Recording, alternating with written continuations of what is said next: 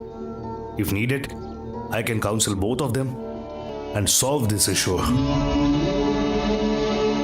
उसे अब कोई भी नहीं सुधार सकता है। भूल जाइए उसे, कुछ नहीं बदलेगा। देखिए, मैं आपके हस्बैंड का दोस्त होने के नाते या साइकोलॉजिस्ट होने के नाते आपको इंसिस्ट नहीं कर रहा हूँ। जिस लड़की के पीछे हॉस्टल में जाकर आपके बेटे ने तमाशा किया था, उसने स्टेशन में आकर मुझसे खुद कहा था हम आपके ऊपर कोई केस फाइल ना करें। उनके इमोशंस मुझे सच्चे लग रहे थे। I want to know the story. Please, मुझे ये कहानी जाननी है।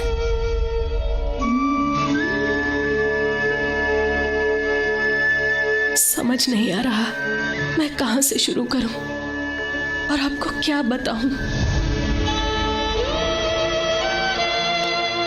सिद्धार्थ बाकी बच्चों से ज्यादा होशियार था। हाई IQ और नॉलेज, जो वरदान भी है और श्राप भी है। उसकी कहानी सुनने से पहले आपको उसके बारे में जानना होगा। He is a child prodigy. छोटी उम्र में ही उसका दुनिया और उसे देखने का नजरिया बाकी सबसे बिल्कुल अलग था। इस वजह से वो किताबें जिन्हें वो पढ़ता था। इंटरेस्टिंग। आई गेस उसे ये किताबें पढ़ने का शौक अपने पिता से मिला है। हाँ, वो बहुत बड़े किताबी कीड़े हैं। उन्होंने घर पर ही बहुत बड़ी लाइब्रेरी खोल रखी है जिसमें बहुत किताबें हैं, पर साइकोलॉजी और फिलॉसफी उनकी फेवरेट है। उनकी life as a school teacher शुरू हुई थी। उनका मानना है सिद्धार्थ ग्रुप के बनने और उसकी सारी कामयाबी के पीछे इन किताबों का ही हाथ है। यही साल 2001 की बात है। हमारे शादी के 10 साल बाद जाकर सिद्धार्थ पैदा हुआ था। उसे हमारी इकलौती औलाद होने की वजह से उसे सर आंखों पर बिठा के रखा। मैं कुछ काम करती तो वो उसे संभालते थे। जब सिद्धार्थ उनके पास होता तब उनके एक हाथ में किताब और दूसरे में सिद्धार्थ होता। उसे उलझाए रखने के लिए वो उसे किताबों में तस्वीरें दिखाया करते थे और खुद कोई ना कोई किताब पढ़ते रहते थे। दिन ऐसे ही गुजरते गए। उसके दिमाग में उन सारी किताबों की वो सारी तस्वीरें छपती जा रही थी। जैसे जैसे वक्त बीतता गया उसकी भी उन किताबों में दिलचस्पी बढ़ती गई। खिलौनों से खेलने की उम्र में उसने किताबों को अपनी दुनिया बना लिया। किताबों के बिना उसे भूख नहीं लगती थी।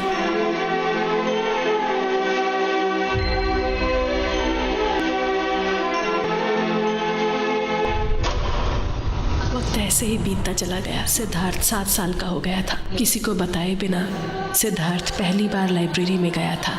वो लाइब्रेरी, उसमें रखी किताबें उसके लिए नई दुनिया जैसी थी। उस दिन के बाद से उसने किताबों से खेलना बंद करके उन्हें पढ़ना शुरू कर दिया। उसे बस किताबें पढ़नी थी। वो किताबें किस बारे में हैं उससे उसे कोई फ़र्क नहीं पड़ता था। खेलने और कूदने की उम्र में ही उसने किताबों को दोस्त बना लिया। सिद्धार्थ को उसकी नई दुनिया में देखकर उन्हें बहुत अच्छा लगता था। लेकिन मुझे डर लग रहा था क्योंकि उसने घर से निकलना भी बिल्कुल बंद कर दिया था। जाओ, जाकर बाहर खेलो।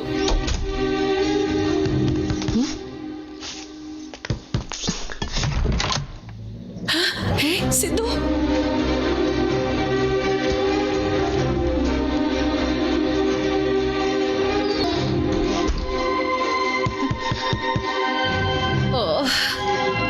अरे अरे सिद्धू, मेरी बात सुनो। पीछे क्यों पड़ी रहती हो? मैं पढ़ने में बुराई क्या है? उसे पढ़ने दो। पर एक दिन कुछ ऐसा आया जब मैंने अपने मन में छुपे हुए डर को सच होते हुए देखा। अरे क्या हुआ? क्या हुआ बेटा? ज्यादा तो नहीं लगी? हाँ, अरे ये क्या है?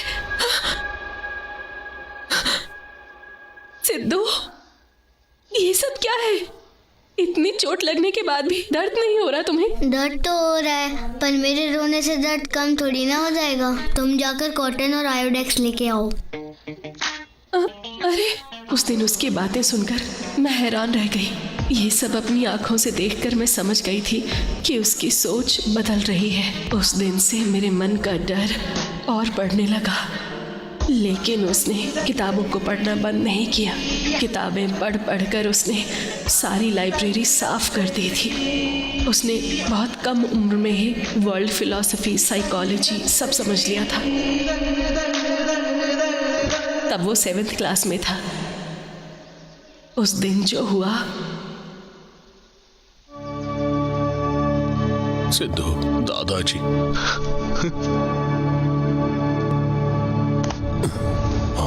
सब इतनी ओवर एक्टिंग क्यों कर रहे हैं? दुनिया में पहली बार तो कोई मरा नहीं है। कहीं आपको ये तो नहीं लग रहा है कि दादाजी कभी नहीं मरेंगे? सबको पता था एक ना एक दिन उनको मरना ही है। इसके लिए आपको मेंटली प्रिपेयर्ड होना चाहिए था। What was the use of reading so many books? I guess it was a waste of time and money. उस दिन उसकी बातें सुनकर मैं और ज्यादा हैरान रह गई। उसकी सोच को बदलते देख मेरा डर और बढ़ गया। मुझे नहीं पता कि इसमें किताबों की गलती थी या उन्हें समझने के उसके तरीके में गलती थी। मैं समझ गई थी, उसने लॉजिक से सोचना शुरू कर दिया है। उसके इमोशंस धीरे धीरे ख़त्म हो रहे थे। उसके अंदर आ रहे उन बदलावों को देखने के बाद उन्हें भी उसकी फिक्र होने लग गई थी। तभी हमने एक साइकोलॉजिस्ट से बात की। उसने कहा कि बच्चे शुरुआत में लॉजिकल अप्रोच ले सकते हैं, बढ़ती उम्र के साथ वो लॉजिकली सोचना बंद कर देगा। ये सुनकर हमें शांति मिली। इस तरह 2-3 साल और बीत गए। माँ, मुझे भूख लगी है। चिकन फ्राई खाओगे या चिकन 65? जो जल्दी बनता है वो बना दो। हाँ, 2 मिनट में लाती हूँ।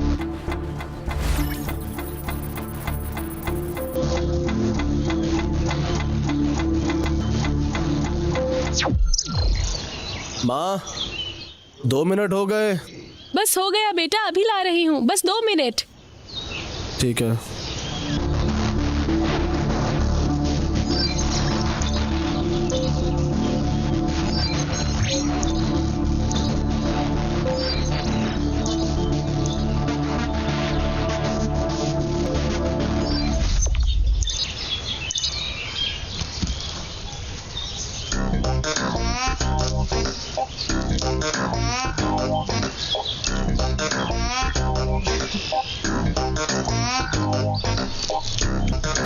अरे ये क्या कर रहे हो तुम?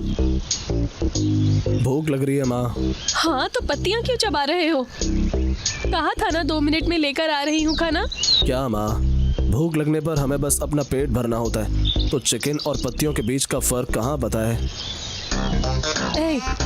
मुझे पता है मैं तेरे लॉजिक के सामने बिल्कुल नहीं जीत सकती हूँ। ये पत्तियां छोड़ और ये चिकन 65 खा ना। माँ, खाने का टेस्टी होना जरूरी नहीं है। टेस्ट तो खाने के बाद गायब हो जाएगा, तो उसके लिए वेट करने का क्या फायदा? गले से नीचे उतरने के बाद बिरयानी और घास दोनों एक जैसी हैं। ये टेस्ट पर्सनल प्लेजर के अलावा कुछ नहीं है। मुझे इस प्लेजर की जरूरत नहीं है। This will do the job for me. उसके बाद उसने हर चीज में लॉजिक लगाना शुरू कर दिया। उस वक्त वो 12th क्लास में था। रात के 11 बजे तक घर नहीं आया था। हम सब उसे हर जगह ढूंढ रहे थे।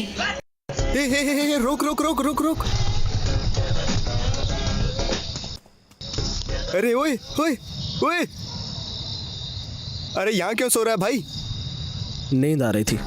नींद आ रही तो रोड पर क्यों सो रहा है? घर पे आके अपने कमरे में आराम से भी तो सो सकता है यार। हे, कंफर्ट और लग्जरी के लिए अपनी नींद को पोस्टपोन करना सबसे बड़ा पागलपन है। ए, अपना घर होने के बाद भी रोड पर क्यों सोता है? For me this is enough. मुझे अब सोने दे। बाय।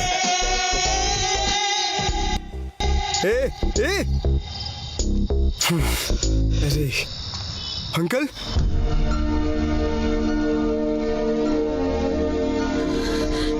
सिद्धार्थ, सुनिए हमारा सिद्धार्थ।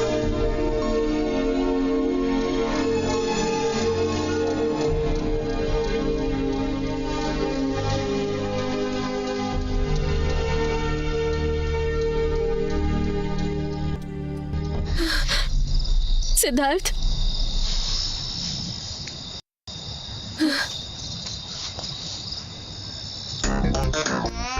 इस तरह से उसकी सारी ज़रूरतें अजीब होती चली गई। खाने और सोने जैसी बेसिक नीड भी उसके लिए बस फॉर्मेलिटी बन गई थी। मिनिमल नीड्स ही उसकी लाइफलाइन बन गई थी। उसकी सारी बातें भले ही पूरी तरह से सच थी, पर उसकी आदतों को समझना